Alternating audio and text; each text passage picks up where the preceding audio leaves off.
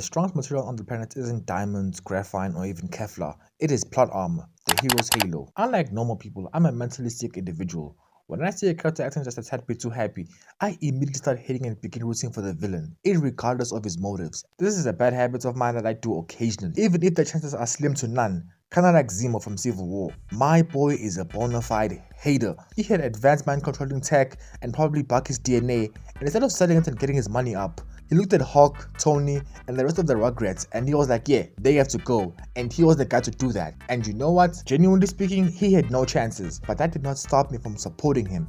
Because trust me, he needed all the luck he can get. But I digress. But sometimes it's the complete opposite, and it's the hero that has no chance. And again, as a person who occasionally roots for the villain, I get absolutely heated when that Deus Ex curtain closes.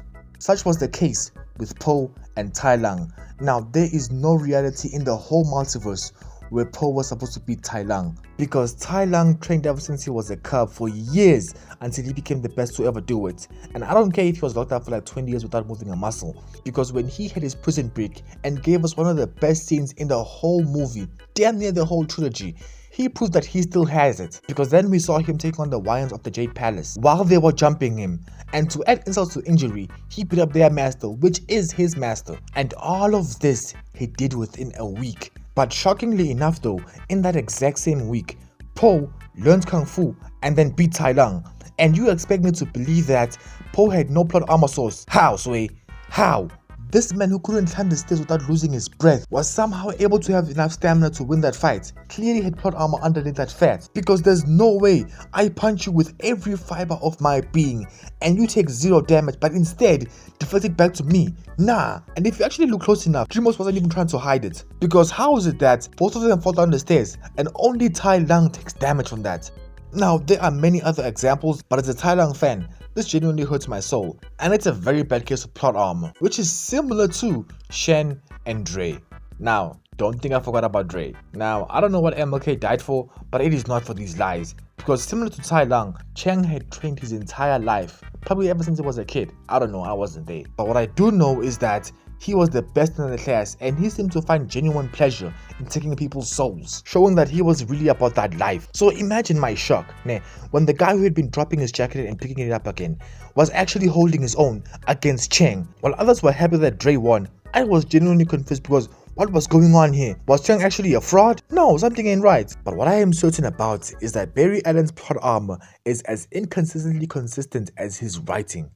Damn, tongue twister. 1 minute this man is about to die, but then outruns death, which first of all doesn't even make any sense. Then he ends up struggling to a regular guy with a freeze gun. It doesn't make any sense, because the same guy who's faster than instant teleportation somehow struggles with a boomerang guy. I know he's from Australia, but come on. The amount of times this man was supposed to meet his mother in the afterlife, only to get saved by the Speed Force, is crazy work. A part of me wants to argue that, his plot armor isn't that strong since he dies. But then every time he dies, he just comes back to life. So no, it's somewhat invalid. But plot armor doesn't only run with the Speed Force. It also runs insane blood. Now, let's forget about the other Saiyans who didn't make it past the tutorial and Nappa, and just focus on Goku's plot armor. Not counting the amounts of times Goku died with Reddit or on Namek or a few other times, which is absurd on its own. But the amount of times this man should have died or lost a fight but got saved by plot armor is insane work, and should place his plot armor up there with the greats. But even his case isn't as crazy as this next person right here, because while others simply wear their plot armor to stay alive and keep themselves safe, Batman lives in it. He damn near reverse engineers that shit and wears it as a cologne, because the difference between Batman and the opponent he beats is absurd. And I know for a fact that Bruce Wayne was born with plot armor, seeing as how he survived that night, but I just can't prove it yet. But Batman's crimes deserve their own video, so a person who'll take his spot is Tony Stark. Now, I love Iron Man, and when I watched him beat up Hulk and go toe to toe with Thanos, I decided to promote him and move him up my favorite character list. And I eventually became a Tony Stark fan. I mean, he's cool, rich, plus he stands on business.